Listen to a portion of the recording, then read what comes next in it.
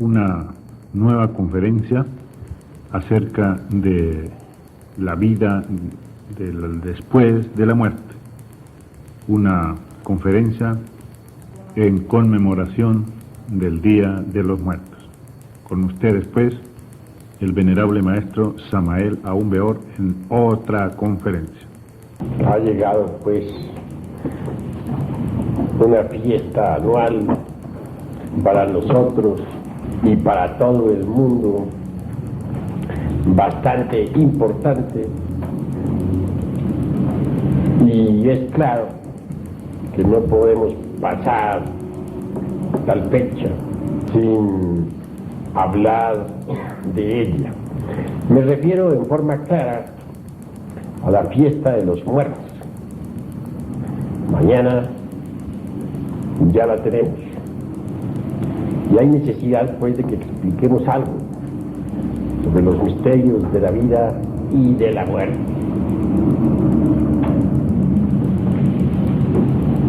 Ante todo, mis caros hermanos, ustedes ya saben muy bien que el camino es bastante difícil.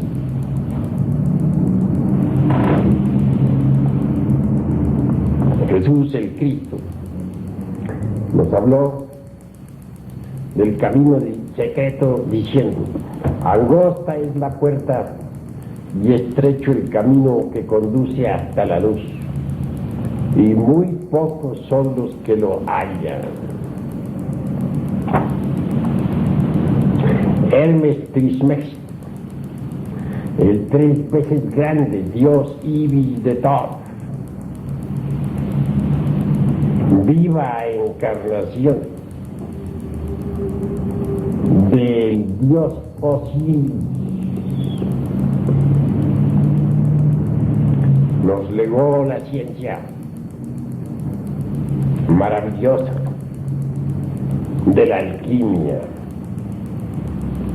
En la Edad Media, tal ciencia hermética pasó desde el mundo árabe hasta las tierras de Europa, y entonces por doquiera se despertó el entusiasmo por el arte hermético. Con esa doctrina de Hermes está contenida tanto en esencia como en potencia las claves máximas del conocimiento puro que nos permiten recorrer el angosto camino del cual nos hablara Yeshua ben Pandirá, Jesús el Cristo. Bien sabemos que el gran Javid en su pasada existencia, antes del cumplimiento de la misión que tuvo en la Tierra Santa, fue Yoshua, hijo de Nun. Indubitablemente, muchos son los llamados y pocos los escogidos. Ciertamente, se pueden contar con los dedos de la mano aquellos que tengan continuidad de propósitos como para llegar hasta la meta.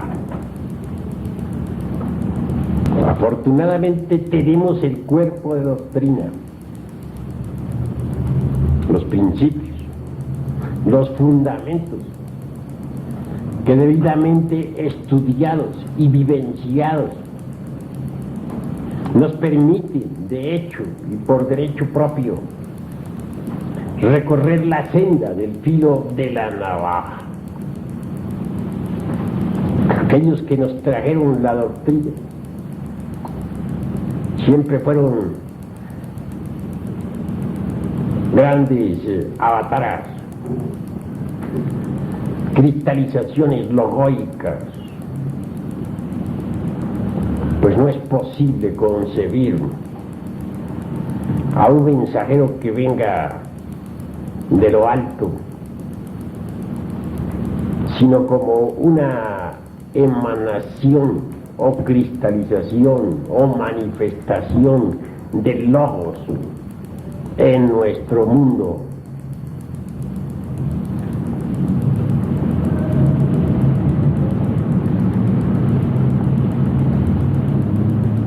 Teniendo pues las bases, es necesario trabajar. Solo así es posible llegar a la liberación final. Indubitablemente, mis caros hermanos, la especie humana está sometida a la ley del eterno retorno.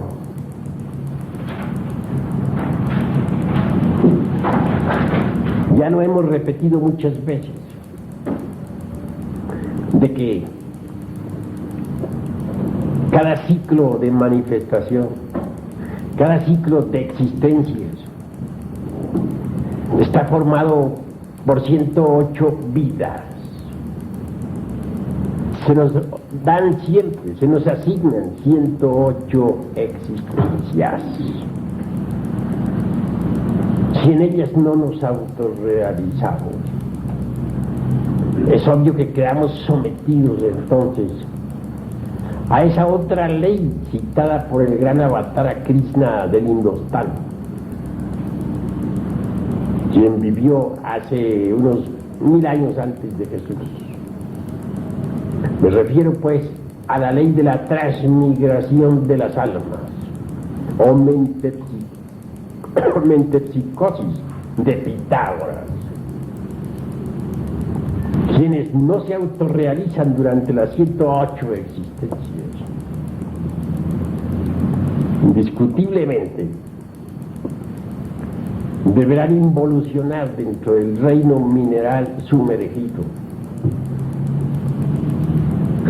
hasta llegar a la 9ª esfera. Allí se vuelven polvareda cósmica, es decir, pasan por la muerte segunda, de la cual nos hablara con tanta sabiduría el gran Kabir Jesús. Después de la muerte segunda, es decir, después de la muerte de todos los elementos inhumanos que llevamos dentro, la esencia, el alma o principio inmortal, se escapa, sale a la superficie, a la luz del sol, para recomenzar la jornada, para iniciar una nueva evolución que ha de comenzar indudablemente desde la piedra,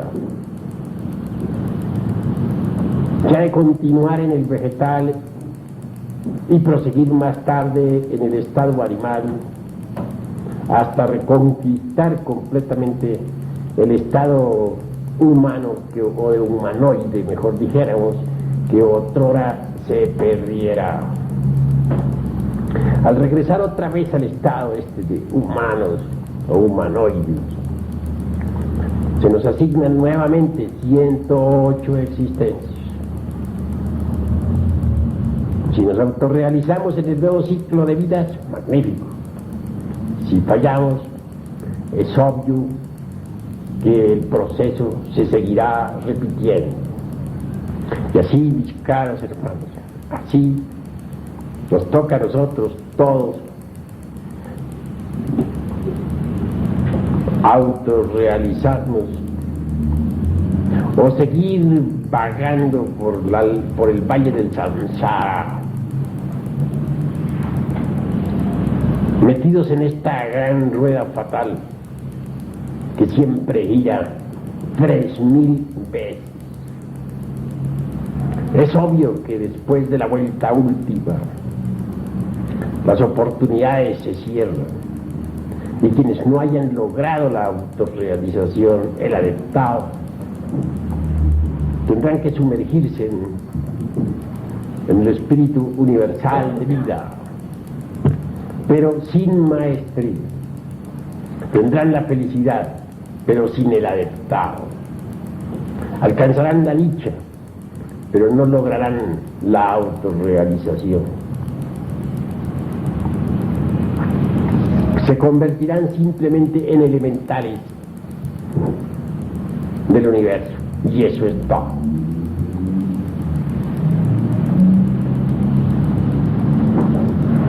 No hay duda, mis caros hermanos, que las 3000 vueltas de la rueda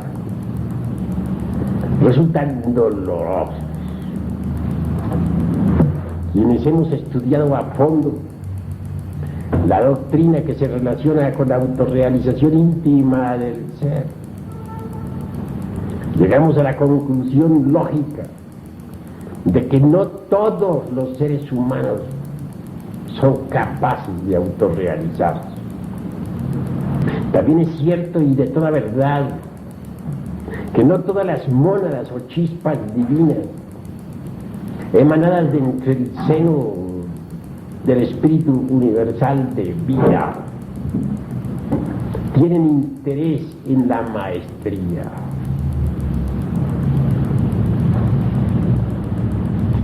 Cuando alguna chispa virginal anhela de verdad alcanzar el adeptado, trabaja a su alma, a su esencia, y lucha por lograrlo. En el mundo vemos a muchas personas, a millones de seres humanos, que no tienen ningún interés en la autorrealización íntima del ser. Podría objetársenos diciendo que tales gentes no conocen la gnosis, el cuerpo de doctrina. Esto es válido hasta cierto punto, porque en realidad, de verdad, cuando nosotros difundimos la enseñanza por todas partes, algunos la atienden el llamado, otros permanecen indiferentes, y son desafortunadamente la mayoría. Así pues, nosotros conocemos, sabemos cuándo es que hay inquietud, anhelo. Si alguien desea ciertamente alcanzar el adeptado, trabaja. Cuando alguien tiene ese anhelo, indudablemente está movido desde sus fueros más íntimos, está trabajado en secreto, está en desasosiego. Pero ¿quién lo trabaja?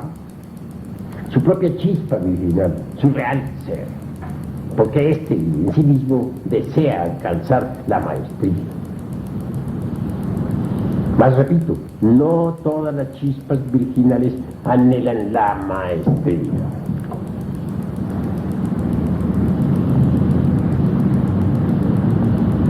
Al llegar el día de los muertos, es necesario que reflexionemos un poco. La gran ley tampoco abandona a los que no anhelan la maestría, ni a aquellos que luchan por lograrla y no la logran. El omnimisericordioso vela por todas las criaturas y a nadie abandona. En los antiguos tiempos se dio muy especial importancia a los misterios funerales.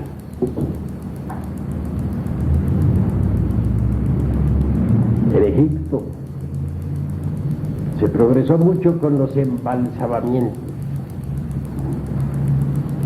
con las momificaciones. No hay duda que las momias de Egipto son maravillosas. También se logró allí conservar cuerpos vivos, no por invernación, sino por una especie de momificación. Cuerpos que pudieron existir a través de millares de años. todavía en la tierra de los faraones.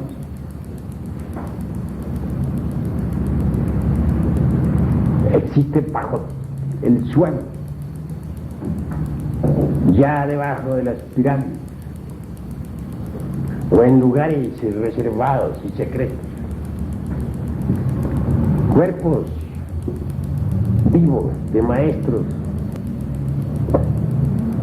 que datan de edades de 3.000, 4.000, 5.000 y hasta 10.000 años antes de Cristo. A su tiempo esos maestros ingresarán en sus cuerpos físicos que duermen bajo tierra para surgir nuevamente a la luz del sol, tal como está escrito en el libro de los muertos, e iniciar en el mundo una nueva era neptuniano-amentina, yendo al fondo de esta cuestión. Tanto los egipcios como los tibetanos, como los aztecas y los mayas enseñaron que es posible liberarse después de la muerte, para no regresar más a este afligido mundo. Quienes así proceden, obviamente lo hacen sin autorrealización. Pero como son pocos los que pueden autorrealizarse,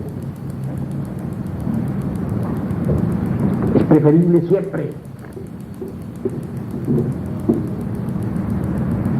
escaparse del valle doloroso del samsara. No es forzoso, no resulta indispensable aguardar hasta la vuelta 3000 de la rueda del samsara. Quienes anhelen la liberación pueden hacerlo,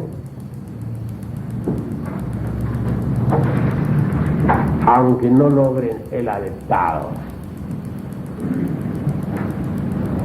pues todos los seres humanos no nacieron para adeptos, ni para mahatmas, ni para logos. Y existe siempre una puerta de escape para los que no se sientan capaces de realizar la gran obra. Obviamente, si después del ciclo 3000 hemos de reingresar al seno del espíritu universal de vida como simples elementales de la naturaleza, sin autorrealización ninguna, esto claro, en el caso de que no hubiésemos trabajado realmente, pues entonces preferible es libertarnos de una vez de esa rueda fatal. Así nos evitaríamos el descenso a los mundos infernales después de cada ciclo de manifestación y los sufrimientos terribles de este valle doloroso de lágrimas. Hay pues dos formas de emancipar, dos formas de evadirnos del valle del samsara. El uno, autorrealizados, convertidos en mahatmas o logos, y el otro, como simples elementales sin autorrealización íntima. Cada cual por sí mismo debe reflexionar y escoger el camino. Al escogerlo necesitamos ser serios, porque una vez dado el paso por el camino secreto, no es posible regresar atrás. Por eso es que en los misterios tibetanos, cuando alguien va a recibir la iniciación, los sacerdotes hacen sonar sus trompetas formadas con huesos de muertos, a tiempo que se le advierte al neófito: detente, caminante, no intentes seguir por el camino que está más allá de ese umbral. Recuerda que el camino de la iniciación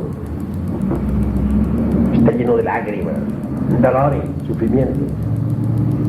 Tú puedes ser feliz con la religión que se te ha enseñado, vivir en los paraísos de la naturaleza, en las tierras de los devas, de los dioses santos, etc. ¿Por qué insistes en meterte por el camino secreto?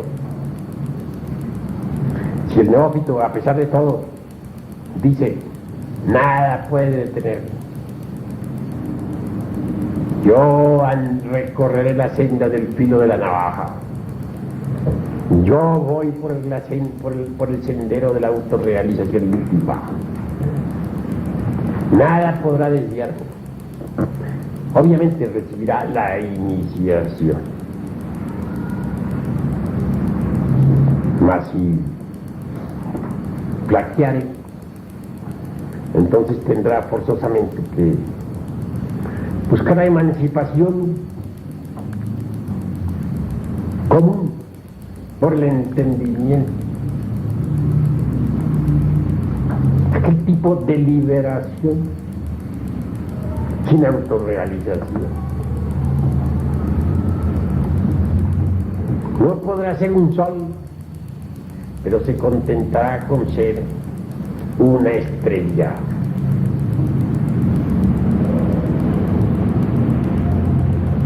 El camino de la emancipación por la comprensión no nos convierte en Dios, únicamente permite que nos escapemos como elementales para vivir entre el océano del espíritu universal de vida en forma definitiva.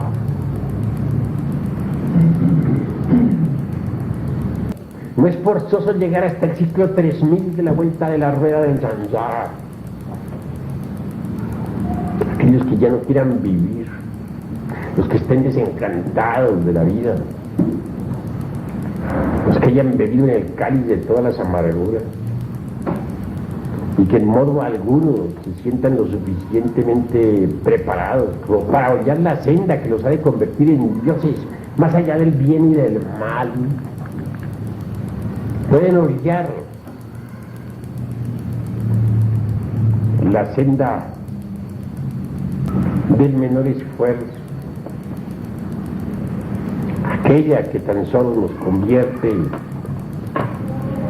elementales o en pequeños budas elementales, aquella que nos permite regresar al seno de la gran realidad para siempre. Obviamente quienes no pueden autorrealizarse y terminan su ciclo de manifestación, normalmente deben descender entre las entrañas de la vida y sufrir mucho para poder lograr la muerte segunda.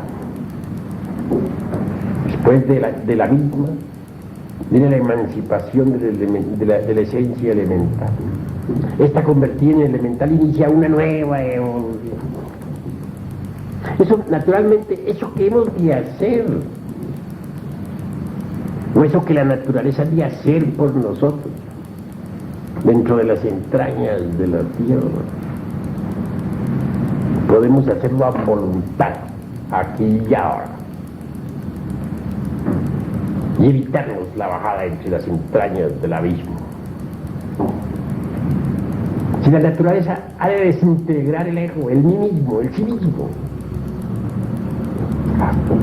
nosotros podemos hacerlo sin necesidad de tener que hundirnos en esos abismos espantosos del reino mineral sumergido.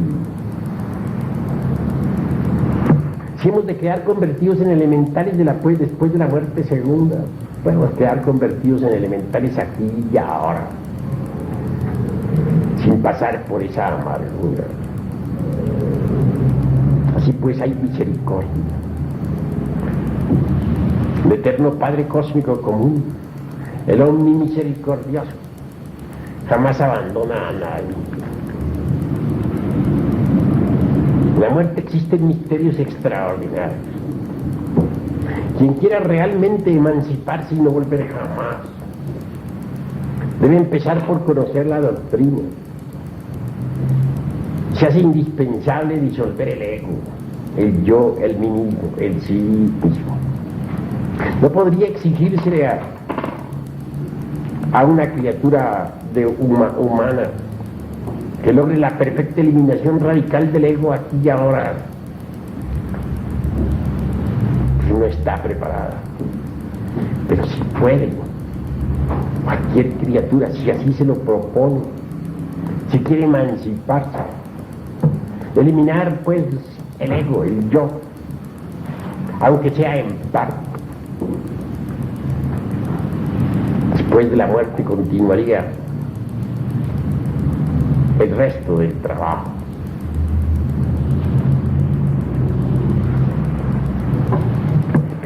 Pero, y ahí viene el pero. Si estuviésemos con la conciencia dormida, de todas maneras habríamos de regresar. Entonces, ¿cómo hacer para no regresar a este valle de lágrimas? Despertar la conciencia. Pero ¿cuándo hemos de despertarla? ¿Después de muertos o ahora? Es claro que aquí mismo debemos trabajar para despertar conciencia. ¿Existe alguna ciencia que nos permite el despertar de la conciencia? Sí existe. La hemos estado enseñando y continuaremos enseñándola a través de nuestras diversas pláticas. Quien despierte puede elegir su camino. Quien despierte después de la muerte podrá trabajar. Y si no quiere volver, no volverá. Pero, ¿cómo podría un dormido evitar el regreso, el retorno a este valle de amarguras? Imposible. Muerte se pasa por un desvanecimiento de 3 días,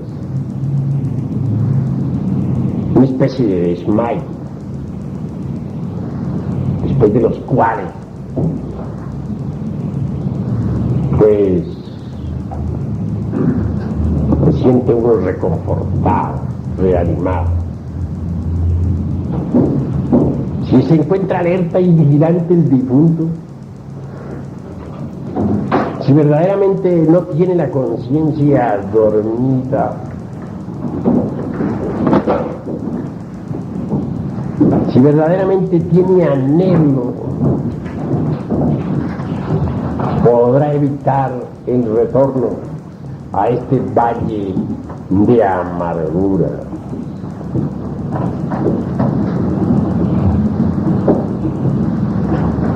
Repito, si no desea volver, será aprobado.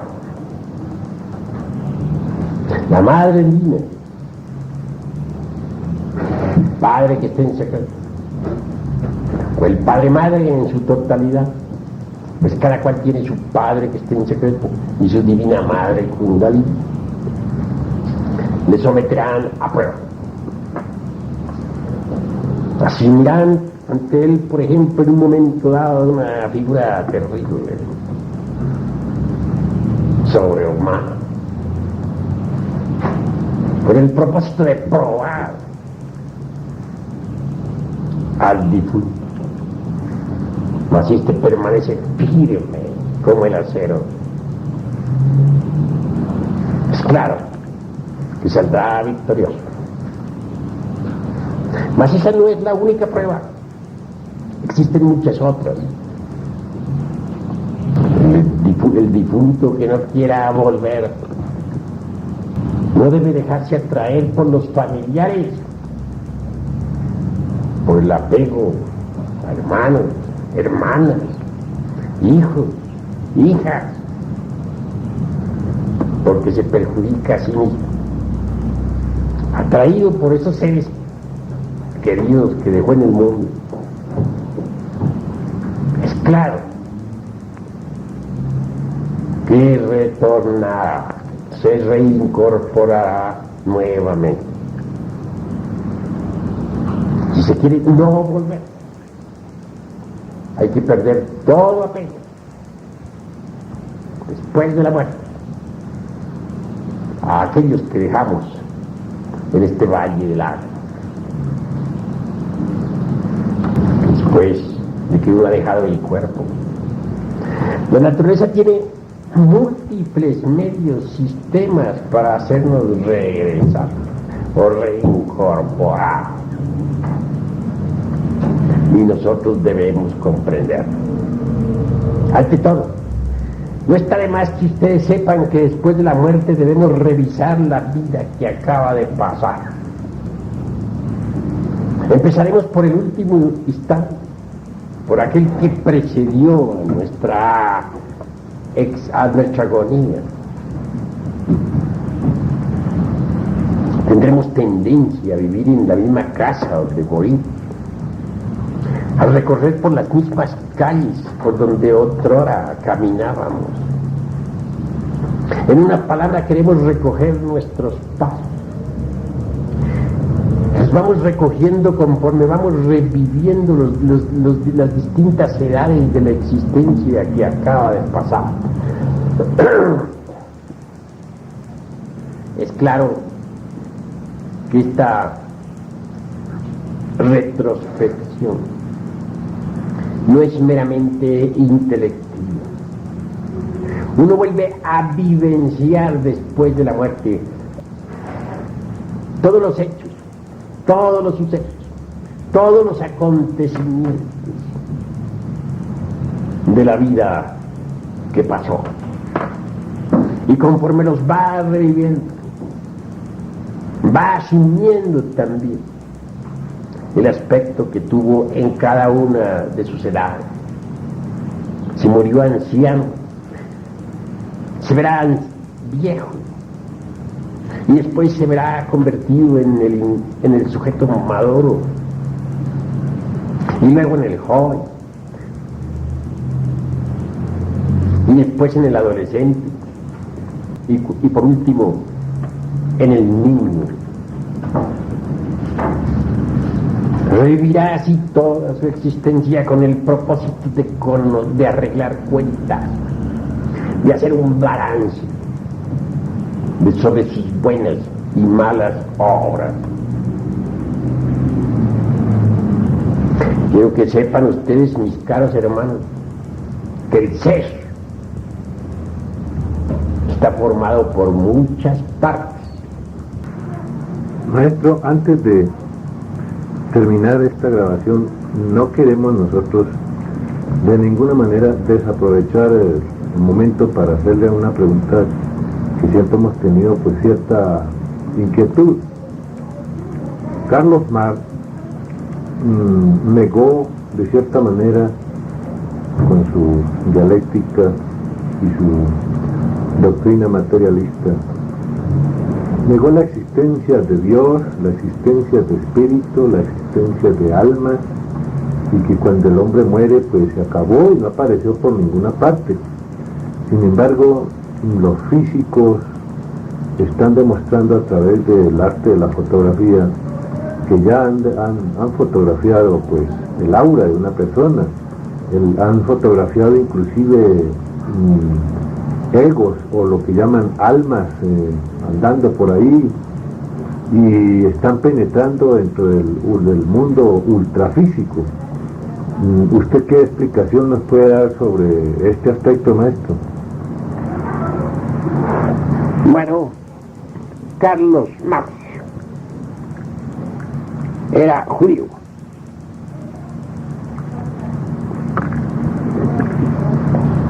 Como quiera que amaba su religión en extremo, hasta el fanatismo. se consideraba miembro del pueblo elegido por Dios, según él, entre paréntesis. Inventó un arma para destruir todas las religiones del mundo mediante el escepticismo. Esa arma fue la dialéctica materialista. Para hacer ese platillo, esa farsa, le quitó a la dialéctica de Hegel sus principios metafísicos. Y así pudo elaborar su sofisma. O mejor dijéramos, toda esa serie de sofismas que constituyen su dialéctica materialista. Obviamente con ella ha destruido muchas sectas. Sin embargo, tan solo está en el principio. El objetivo de Carlos Marx va más lejos. Es acabar con toda la religión. Los principios de esta tesis que estoy exponiendo pueden leerlos ustedes en una obra que titula Los protocolos de los sabios de Sion. Allí exclaman los secuaces de la religión judía: no importa que nos toque llenar el mundo de materialismo y de repugnante ateísmo. El día en que nosotros triunfemos, enseñaremos la religión de Moisés debidamente codificada y en forma dialéctica, y no permitiremos en el mundo ninguna otra religión. Carlos Marx no hizo realmente sino cumplir con los protocolos de los sabios de Sion. Mas él no era materialista. El primer enemigo del materialismo dialéctico fue Carlos Marx. Todavía recordamos la primera internacional, cuando poniéndose de pie ante los trabajadores dijo: señores, yo no soy marxista. Asombrados todos le dijeron: pero ¿cómo es posible?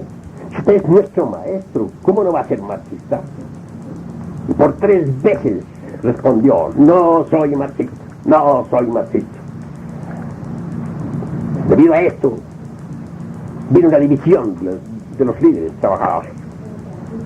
Entonces nació el mencheviquismo, bolcheviquismo, anarquismo, anarcosindicalismo, etcétera, etcétera, etcétera. Es decir, se dividieron en múltiples sectas políticas. Cuando Carlos Marx murió, se le rindieron honras fúnebres religiosas de gran rango, porque este hombre jamás fue materialista. Fue un cura o un sacerdote, para ser más claro, de tipo judío. No estoy atacando la religión judía ni a los judíos, que no se nos confundan, porque nosotros no somos secuaces de Hitler para atacar a los semitas. Únicamente estoy aclarando cuestiones religiosas. Ellos tienen la idea de que la religión judía es la única y que está llamada a imponerse mundialmente, que toda otra religión resulta innecesaria. Allá ellos, cada cual es libre de pensar como quiera. Lo que sí no está bien es que se hubiese inventado una farsa para combatir a las otras religiones. Muy curioso resulta que en la URSS todas las religiones sean perseguidas, menos una, la judía. Esa trabaja libremente. Dentro de la sinagoga se reúnen los devotos de la religión de Moisés para estudiar el Zohar, el Talmud, la Biblia, etcétera, etcétera. Mas fuera de sus religiones, ellos mismos, siendo místicos y sinceros, le hacen tragar al pueblo dialéctica materialista. Porque dicen, los gentiles no tienen derecho a tener ninguna religión.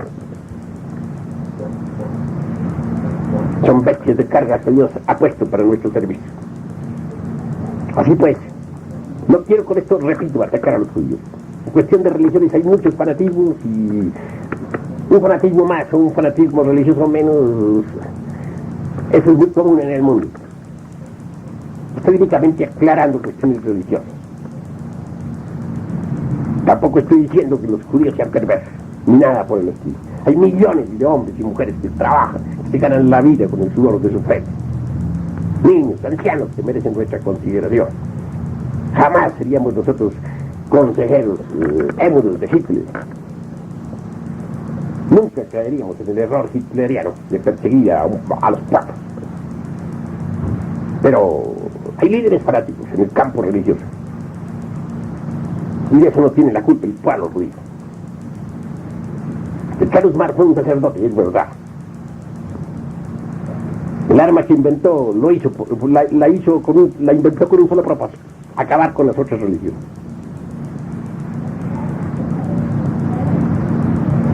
Así pues, la dialéctica materialista solamente puede engañar a los tontos, a los ingenuos, a los que de verdad no conozcan la ciencia de la religión, que es la gnosis.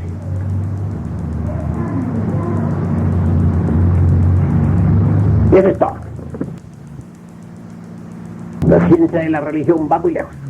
Tenemos métodos y sistemas de investigación que nos permiten comprobar, por cierto, los grandes misterios de la vida y de la muerte.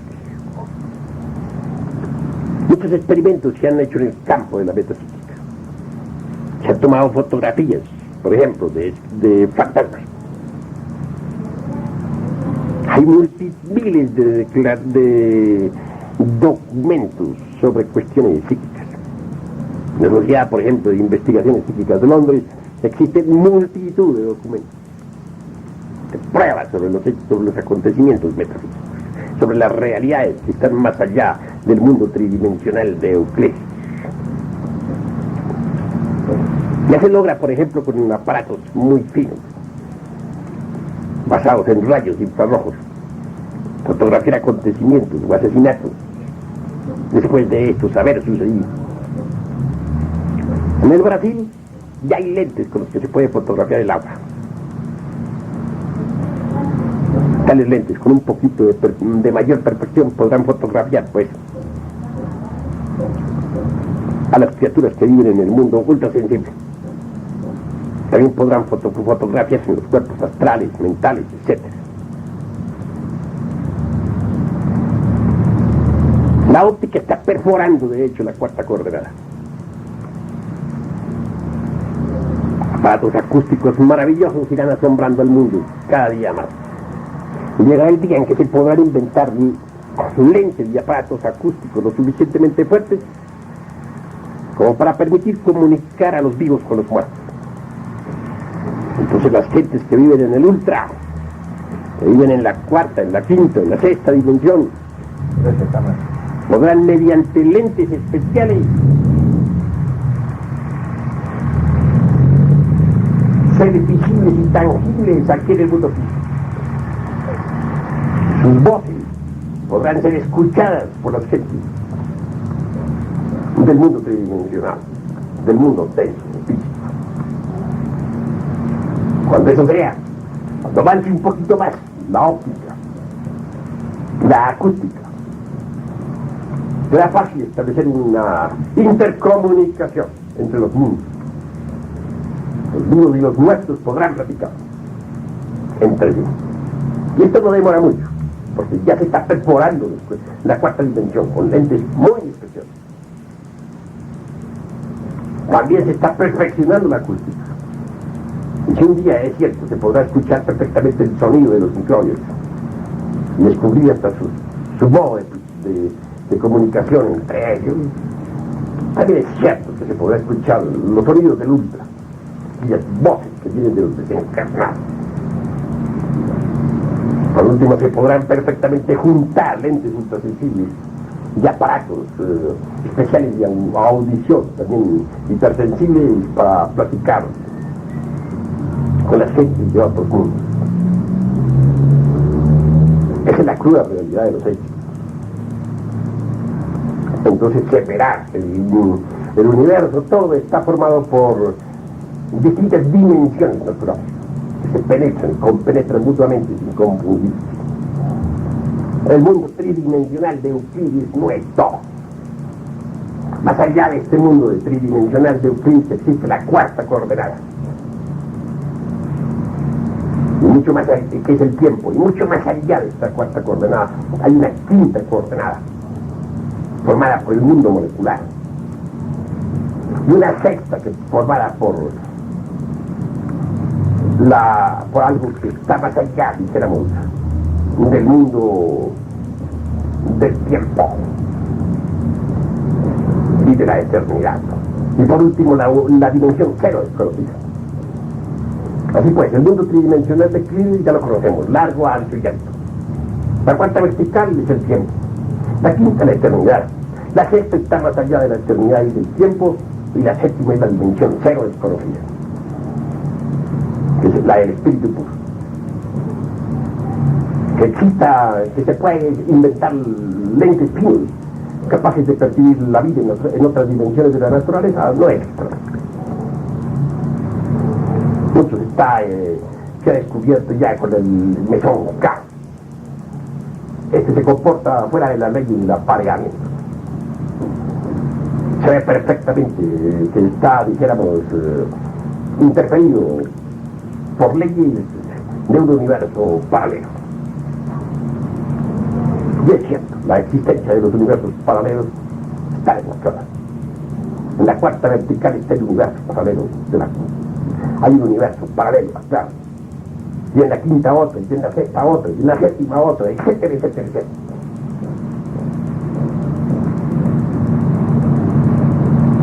Estamos entrando en un terreno de experimentos científicos trascendentales.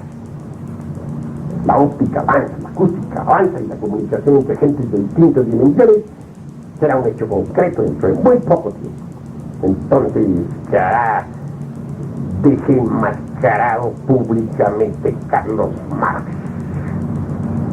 Y los fanáticos ignorantes de la religión del Dios materia quedarán avergonzados ante el veredicto solemne de la conciencia pública.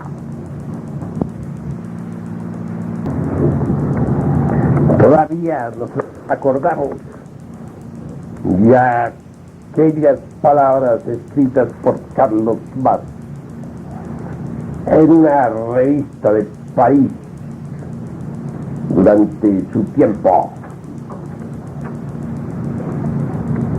Palabras tales en donde se demuestra y declara completamente místico y además religioso. Pues entre paréntesis, era un gran rabino religioso, dice textualmente: mediante el triunfo del proletariado mundial crearemos la República Socialista Soviética Universal con capital en Jerusalén y nos adueñaremos de todas las riquezas de las naciones para que se cumplan las profecías de nuestros santos profetas del Talmud. Como ven ustedes, estas palabras no pueden ser de ningún ateo materialista, sino de un cura religioso, de un rabino, de un fanático, de alguien que quiere que su religión se imponga mundialmente y que se acaben todas las otras religiones. Así pues, tonto, necio, es el que se deja engañar con la farsa de la dialéctica materialista, farsa en la cual jamás creyó su autor, que fue Carlos Marx.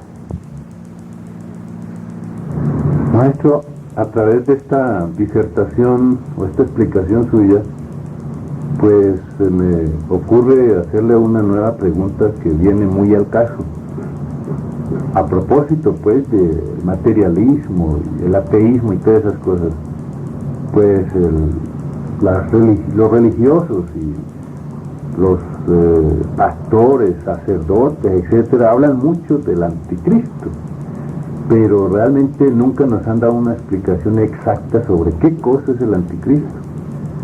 ¿Usted nos pudiera explicar, maestro, en qué consiste el anticristo o qué es en sí, en el fondo, qué es el anticristo? Con el mayor gusto daré respuesta. Nostradamus dice: tan esperado y nunca volverá en Europa Desde Asia llegará, de la liga de Hermes ha de ser, y a los reyes de Oriente mandará. Cierto autor decía textualmente: es necesario descomponer este vaticinio en 3 cuerpos. Primero, tan esperado y nunca volverá, es un mensaje apocalíptico. La humanidad ha estado esperando al anticristo desesperadamente, ya que con él, después de él, vendrá la parucía, el retorno de Cristo a la tierra. Ese mismo autor continúa diciendo: quizás signifiquen estas palabras que las fuerzas del mal desaparecerán y se abrirá para la humanidad una nueva era sin la presencia maligna. Además, este verso está curiosamente calcado del capítulo 17-18 del Apocalipsis, donde dice: y la bestia que veo era y no es. Continúa el autor diciendo: de la liga de Hermes ha de ser.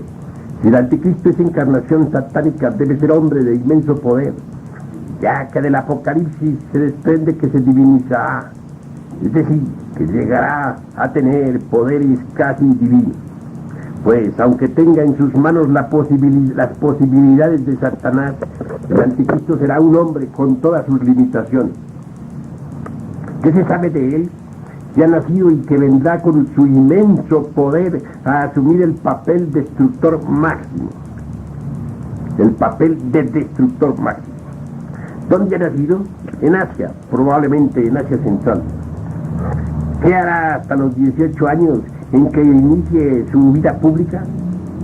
Nostradamus nos lo dice: estará en un centro hermético perfeccionando su poder innato. Hermetismo, dice Nostradamus, liga del gran Hermes. Se trata aquí de Hermes Trismegisto, del Hermes de los misterios egipcios, creador, según la tradición, de la ciencia secreta.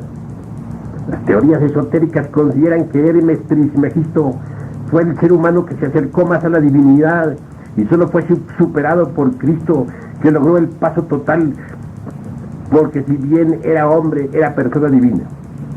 La escuela de Hermes es lógicamente espiritual, lo que no sería compatible con la obra del anticristo.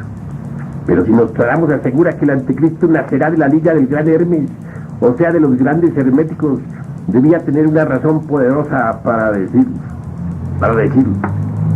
Continúa el autor del citado párrafo diciendo: en efecto, cada mago trata de intentar la prueba máxima, la del acercamiento absoluto de Dios.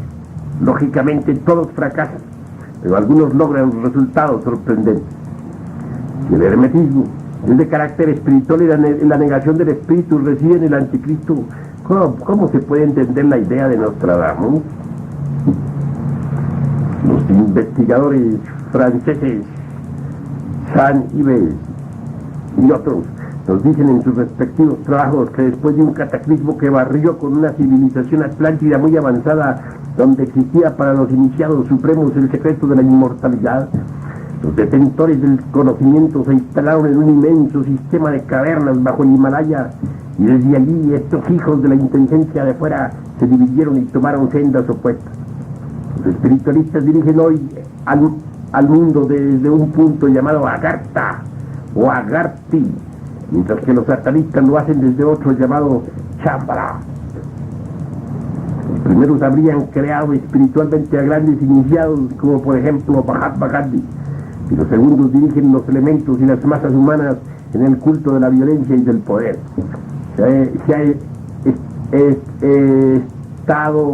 Se ha estado hablando en diversas épocas de los últimos 30 años de los superiores desconocidos, que serían los rectores en sus dos frentes de todo lo sublime y de todo lo perverso que le haya ocurrido a la humanidad.